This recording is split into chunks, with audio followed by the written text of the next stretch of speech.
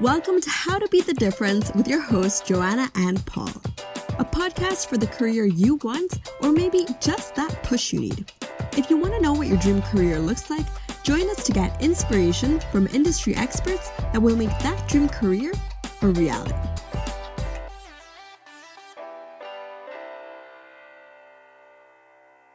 Hello and welcome along to How to Beat the Difference with your hosts, Paul Linsky and Johanna Molina. Johanna, fantastic to see you as always. How are you doing? I'm very good.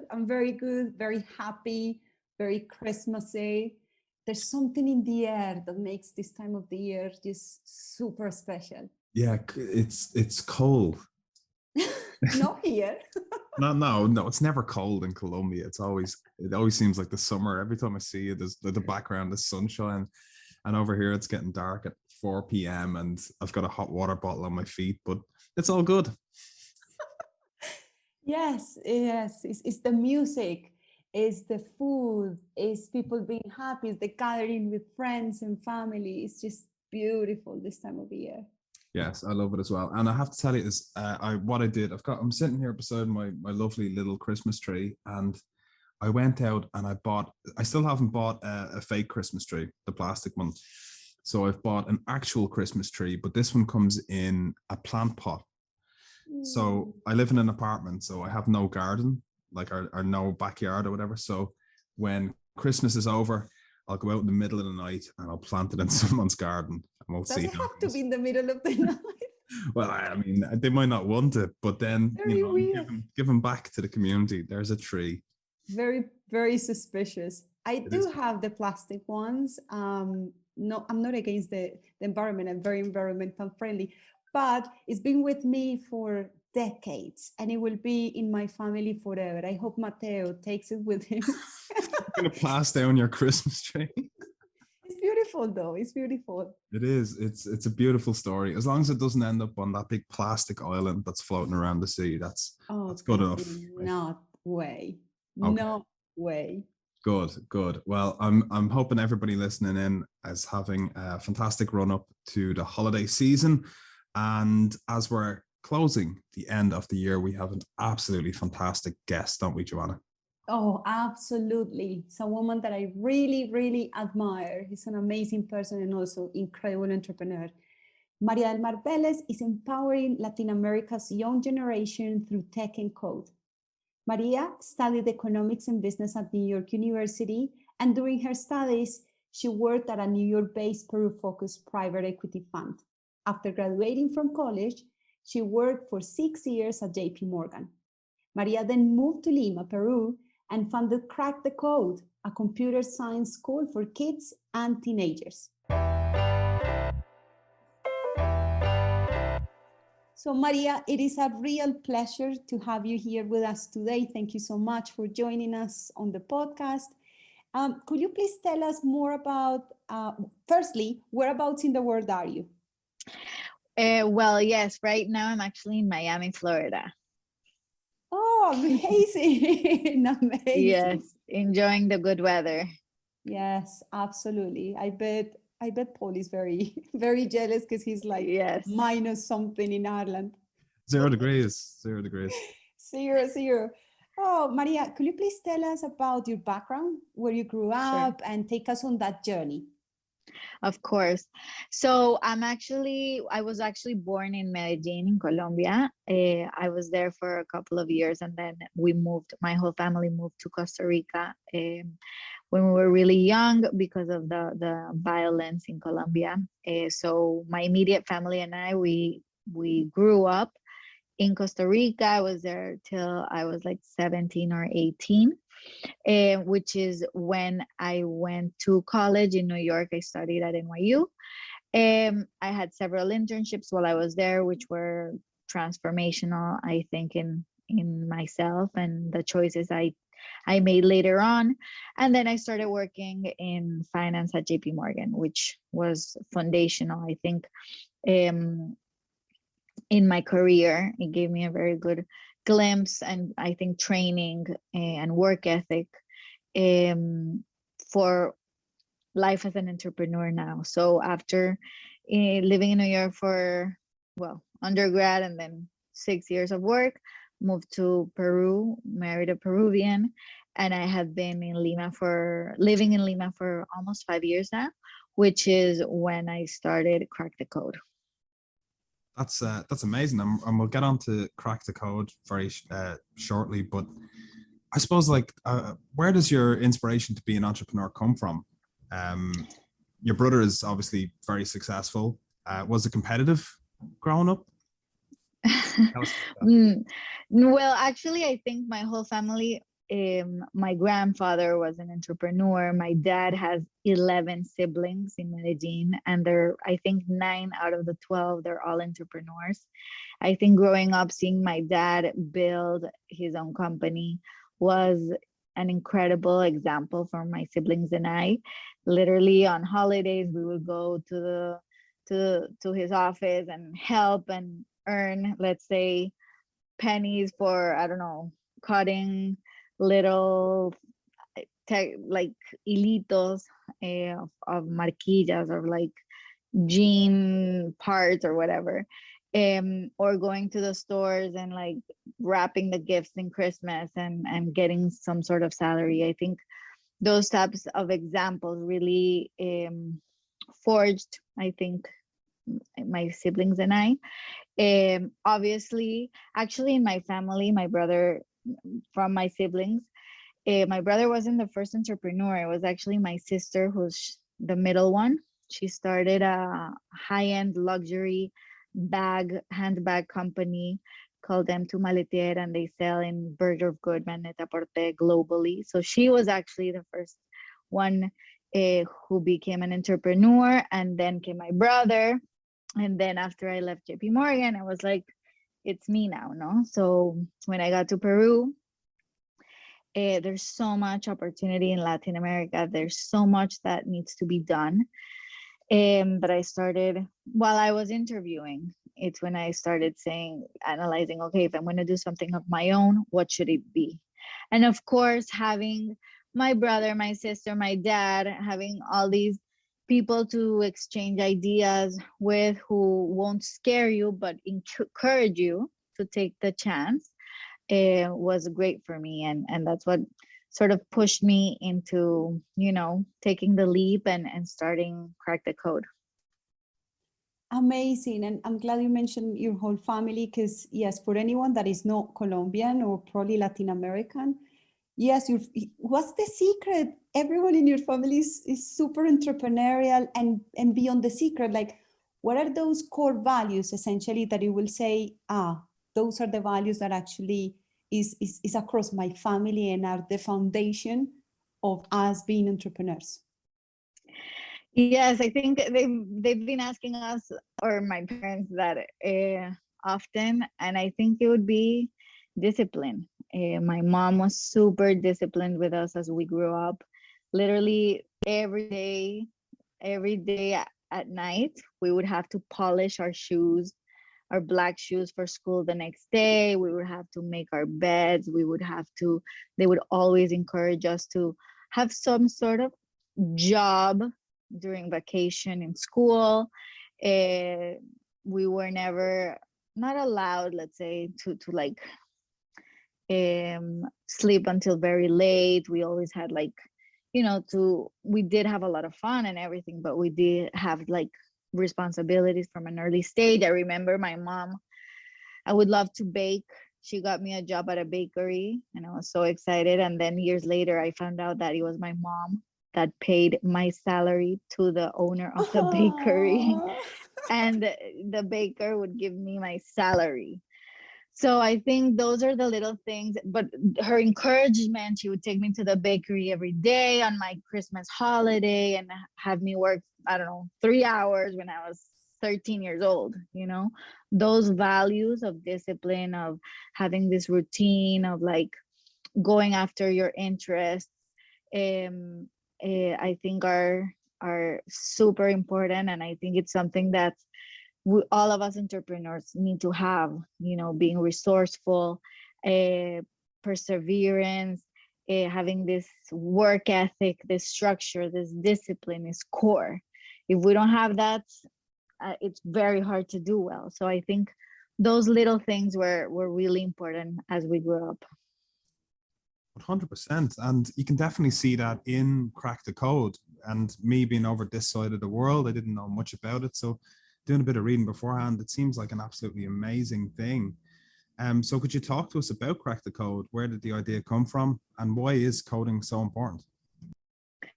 Sure. So when I got to Peru, I knew I wanted to do something that, had a very big economic opportunity or financial opportunity. Having been in finance, of course, I have this, of course, ambition of having a fast growing, profitable and very economically profitable business. But at the same time, I knew that we could also have a strong impact in the region. And there's several industries that have this, but others don't at all. For many times, like e-commerce and all others, it's a little bit different. But health, education, even to some extent, of course, maybe less direct, but of course, fintech too, have a direct impact in people. So at first I started analyzing those industries, and then I started researching them. And of course, education is a huge problem in our region, huge potential. It is also a huge percentage of the budget of families in the region. For you to have an idea, Mexicans spend 12 to 14% of their monthly budget in education for themselves and for parents, for themselves and for their kids. So for you to have an idea, Brazilians spend only 4 to 5% of their budget in education. So in his Spanish-speaking Latin America, there's a humongous potential. And also it's basically opportunities for everyone in the region. It's trying to grow this middle class, and have people have more alternatives and be more competitive globally. So I started learning about this opportunity in other parts of the world, analyzing business models, of course, realizing that it was still very, very early days in Latin America. But I started forming the business model, educating myself, and then I came to the conclusion that, of course, coding is the future English, if not the current one, of course, and that it's a matter of time that people, companies, schools realize that this is core to any future hire in any company. You might not be the one coding, but you need to understand how it works, so at least you can communicate your vision, what you want to create with the tech team. So that's how we started, and of course we've evolved a lot, we've changed, and thankfully this pandemic, I think, has been great for us in terms of educating parents, companies, executives on why it is so important for the kids to learn this. And you just mentioned that you have changed and transformed so much. So tell us more about that transition, because you started as an in-person, face-to-face lessons, and now you are a tech company with virtual lessons. How was that transition, and what lessons did you learn in the process? Of course. So basically, yes, pre-pandemic, I think there was Latins, because of our culture, we weren't ready for online learning, especially for kids. We don't have that culture, like sometimes kids in India, Asia, that come back from school, go on their computer and continue learning by themselves. We're more social, we're more active, we're a little bit more disorganized. Parents there's a lot of stigma of screen time with kids.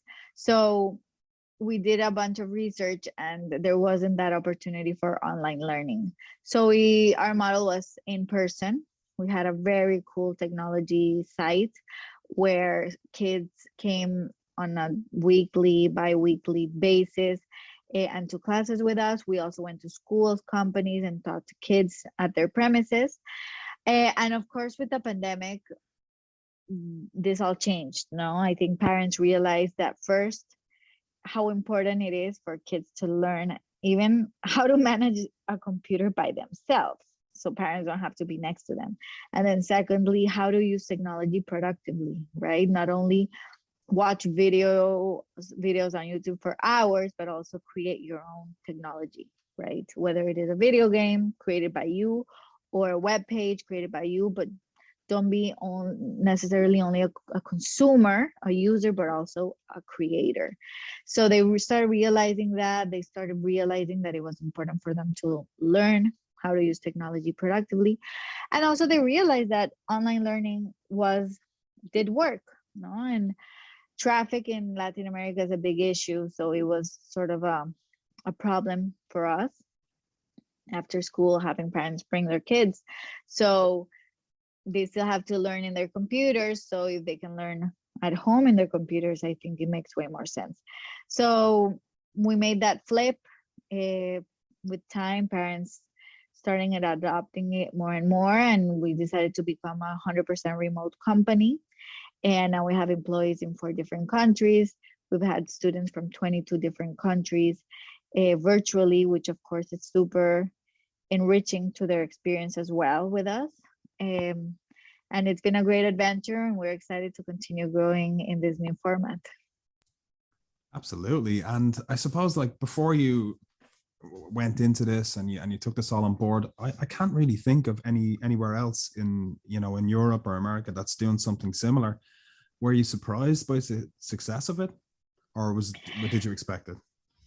Yes, well, it's still hard, and I would say that our biggest bottleneck is the fact that it's something that is not widely understood yet, right? Or by parents. So many parents still, you say coding, computer science, programming, and they're like, what is that? They still don't get it, right? So it's still not a math, not an English, where whether you like it or not, they have to learn it. It will become that eventually. Eventually, universities will require some sort of equivalent to the TOEFL exam for English, or some sort of programming exam to enter certain careers. We will get to that. We're not there yet. So it's a hard process of educating parents or consumers.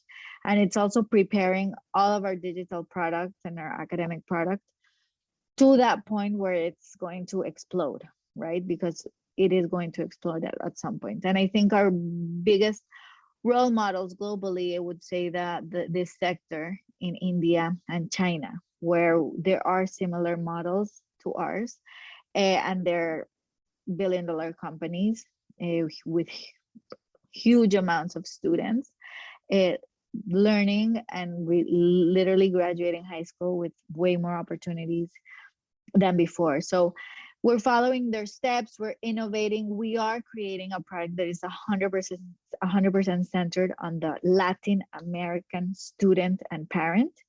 We are very particular, as I said, as an ethnicity. So we are literally creating the #1 product for our client, right, and user. So it's been exciting. It's been very gratifying, but it's super hard day to day, and we continue to think of creative ways on how to continue educating our clients on what it is that we're doing, teaching, and why it's so important. This is amazing. And it makes me think about something as you were explaining that you need to sell this to the parents and you are empowering Latin America's young generation. I will say that you are also helping to break the dream gap. And for those who don't know what the dream gap is, it's essentially when we are kids, boys and girls, we have the same dreams. We want to be astronauts, we want to be engineers, we want to be presidents, and at some point, girls between the age of 6 to 12, they lose those dreams and start going towards other sectors. Have you seen that also in the process of getting parents on board? Why will my girl have coding or nothing like that, or everything is changing? No, unfortunately, there's still many, many, many stigmas with girls and coding. And sometimes there's social stigmas that parents, we don't even realize we do. For example, we buy a new computer at home and the dad or mom unconsciously tells only the boy, come, let's open the computer, let's give it a try. or there's a new course for summer, and unconsciously you offer the 3D camp only to the boy, not to the girl. So I think, as I said earlier, in my household, it was all about exposure and example. That's how it has to be in our homes with our girls, no? Example and exposure. The earlier you expose a girl to technology, the higher the probability it is that they'll consider it as an alternative for them, and secondly, pursue it eventually in school and college. And they say, actually, the age group where you can have the most influence, or when it's even the most crucial, is when you're 9 through 12, 13, before they become teenagers, because that's when they're creating this identity of theirs at school. Whether they're the sporty girl, they do basketball or soccer or whatever, they're the mathematics girls or the more studious girls, or they love ballet and art, and they need to have technology be a bucket. And that comes a lot from school, from home, from what you offer them, So I think it's very important for us to be more proactive in offering these alternatives to them. They say we offer them, or they get exposure to this when they're in this age group, they're 70% more likely to pursue it later in college. So unfortunately, there's still a huge gap. Around 35% of our students are girls. Still a long way to go. We do a bunch of women only programs, teenager girls, but still it has to start at home and at schools, and there's still a long way to go. Yes, absolutely. And I think a key word you mentioned there is that it's unconscious. All these are unconscious bias, are things that we don't even know we have. I see it all the time, even with my 2-year-old son. Oh gosh, I have an unconscious bias. So it's important to just 100%. bring that up and change it. So let's talk a little bit about the future, because actually the present and future, because you've been in the news recently about your super successful round with Kazakh that for the first time invested in a Peruvian company. So tell us more about your plans for next year and the future, near future. Yeah, so I think, we're so excited. I think it's a great validation for us, for our team. I'm super grateful to my team because they have trusted us. They have trusted our vision, and they've been fighting hard with us to prove that this is something crucial for our region and our kids. And I think this is a tremendous validation, not only because it is the first, I think it is the first investment Kazakh makes in Peru, and I think hopefully this will open doors in the country, but also because it's a validation of our hard work and the market opportunity ahead of us. So it's really an inflection point for us. We're gonna focus a lot on hiring incredible talent with experience that will help us position us even better regionally as this category leader for Spanish-speaking computer science for kids. I think investing a lot in this product and this experience for these Latin American clients and students, and then also investing in growth and increasing our impact in the region. So we're very excited also about having this backbone, this support of incredible partners at Kazakh, and also fellow startups in their portfolio that can enrich the decisions we make on a daily basis and will allow us to grow faster, have more impact, and be even more successful. Amazing. Sorry about that. I couldn't get the unmute. They'll cut that. But thank you for that answer, Maria.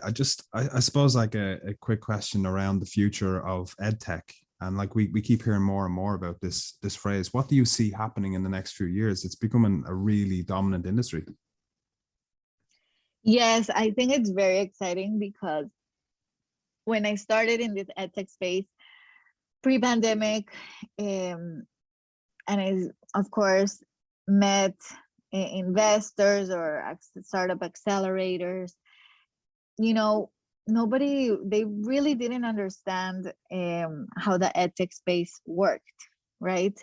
Our metrics, our numbers are very different to traditional startups, to SaaS models. For example, our average tickets tend to be much, much higher than a SaaS average ticket, right? Also, how we even charge parents, how they pay up front versus B2B models. So like, and also like our potential lifetime value, especially in K-12, it's really high compared to like other industries where churn is high. So I think, for me, it was really a struggle getting those points across to investors and accelerators and so on, because they, of course, wanted those 3 million growth of clients on a monthly basis, but didn't realize that we didn't need that volume to have the exact same revenue, right? So I think it's great. It's super exciting to see this momentum in our industry, to have more people understand the humongous market it is, how much people invest in education, and how there's so much opportunity to improve what is the value proposition of education right now in the region.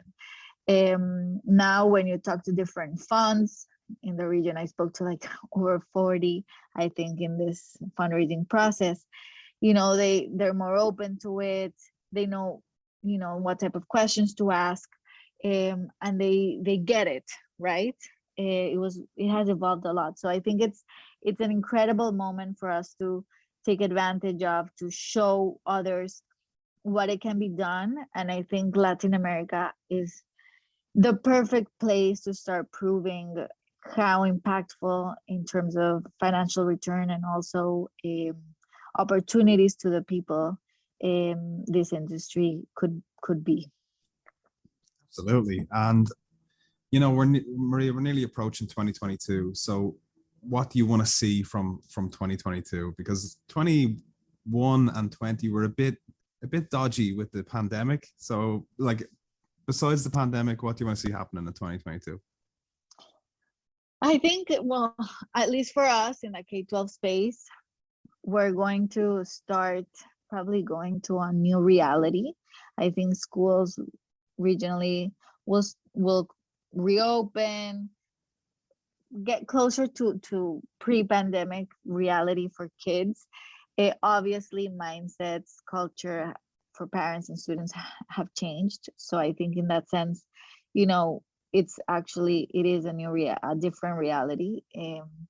So I think that's exciting because we're going to be analyzing a lot of the trends, country by country, on how parents and students start adapting to that, and we're going to have to adapt ourselves to those new realities in each country and city.